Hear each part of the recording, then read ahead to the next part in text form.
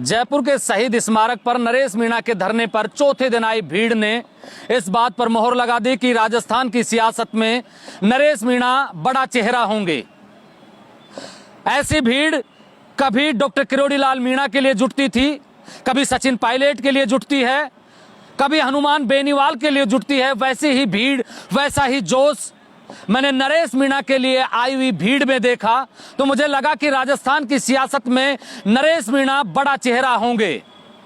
ये मैं इसलिए कह रहा हूं कि नरेश मीणा ने कल शाम को जब अपने समर्थकों से कहा कि कल आपको आना है और अपने पैसे से आना है, तमाम भीड़ अपने साधन से, अपने पैसे से यहां पहुंची। हालांकि कई जगह पर भीड़ को रोका भी गया, गाड़ियों को जब्त भी किया गया, भीड़ को डराया धमकाया भी गया। बावजूद इसके इतनी बड़ी संख्या में लोग पहुंचे थे। मैं सोचता हूं कि नरेश मीणा के राजनीतिक विरोधियों को रात को नींद नहीं आएगी। हो सकता है कि नींद की गोली खाकर सोना पड़े, और यह भी हो सकता है कि नींद आने के बाद सपनों में नरेश मीणा आ जाएं तो वो गोली बेअसर भी हो सकती है। लेकिन ऐसी भीड़, मैं फिर से कह देता हूं, मैंने सचिन पायलट के लिए देखी, मैंने किरोड़ी लाल मीणा के लिए देखी, हनुमान बेनीवाल के लिए देखी, वही भीड़ मैंने नरेश मीणा के लिए देखी। राजस्थान के हर इलाके से, विशेषकर हाड़ौती के इलाके से धाकड़ समाज, गुर्जर समाज और मीणा समाज ने जिस तरीके से नरेश मीणा की इस धरने पर आए, जिस तरीके से आए थे, उसको देखकर लगता है कि नरेश मीणा इकलौते मीणा समाज का नहीं, धाकड़ समाज और गुर्जर समाज को भी साथ लेकर चल रहा है। इस बात को लेकर भी कई जो बड़े नेता हैं, जो नरेश मीणा के राजनीतिक प्रतिद्वंदी हैं, राजनीतिक रूप से नरेश मीणा के विरोधी हैं, उनके लिए ये रात आसान होने वाली नहीं है। मैं देख रहा था कि जिस तरीके से धाकड़ समाज ने इस पूरे धरने पर बड़ी संख्या में शामिल होकर यह दिखाया कि उनकी उम्मीदों का नेता नरेश मीणा है। सबसे अहम बात यह रही कि नरेश मीणा जिस तरीके से अपने समर्थकों से कह रहे थे कि पुलिस से झगड़ा नहीं करना है, क्योंकि नरेश मीणा उग्र नेता के तौर पर जाने जाते हैं, लेकिन नरेश मीणा ने जिस धैर्य का परिचय दिया, जिस साहस का परिचय दिया, और उनके साथ में राजेंद्र गुड़ा ने जो समा बांधा उनके समर्थकों के बीच में, वो देखने लायक था।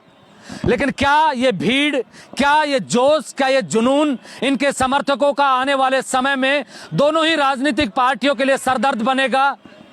पता नहीं। ये अभी चुनाव होने में लगभग 3 साल का समय है, लेकिन नरेश मीणा ने जिस तरीके से भगत सिंह सेना का गठन करने का ऐलान किया है, उससे यह समझा जा सकता है सीधे तौर पर कि आने वाले समय में तीसरी पार्टी भी नरेश मीणा बना सकते हैं, या फिर राजस्थान की किसी अन्य पार्टी के साथ सहयोग करके चुनाव लड़ सकते हैं।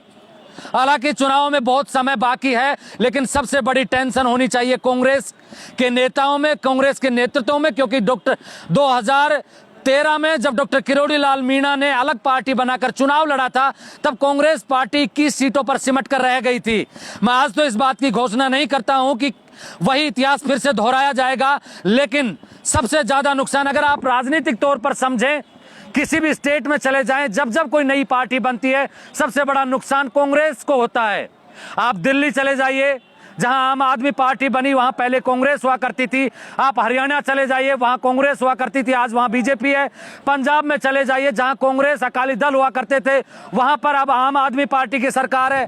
बिहार में चले जाइए, लालू की पार्टी भी तब बनी जब कांग्रेस पार्टी का समापन हुआ। आप उत्तर प्रदेश में चले जाइए, मुलायम सिंह यादव को देख लीजिए या मायावती को देख लीजिए, दोनों ही पार्टियों ने कांग्रेस पार्टी के कोर वोटरों पर सेंध लगाई, और जब उनका उभार हुआ, कांग्रेस पार्टी 0 पर सिमटती हुई चली गई। राजस्थान में भी देखें तो जहां हनुमान बेनीवाल है, वहां कांग्रेस पार्टी कमजोर है।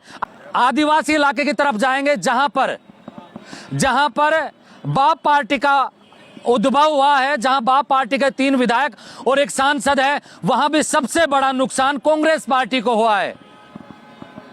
क्या कांग्रेस पार्टी इस बात से सबक लेकर नरेश मीणा को साधने की कोशिश करेगी, या फिर, क्योंकि कांग्रेस के नेताओं के साथ जब मैं बैठता हूं तो उनकी एक बात होती है कि नरेश मीणा के पास में भीड़ है, वो अलग अलग इलाकों की है। नरेश मीणा के पास में पैसा कहां से है? क्योंकि किसी भी पार्टी को, किसी भी संगठन को चलाने के लिए पैसा चाहिए, जो नरेश मीणा के पास नहीं है। लेकिन ये आई हुई भीड़ इस बात पर मोहर लगाती है कि हो सकता है कि आने वाले समय में यही भीड़ एक एक मुट्ठी अनाज देकर नरेश मीणा को नेता बना दे।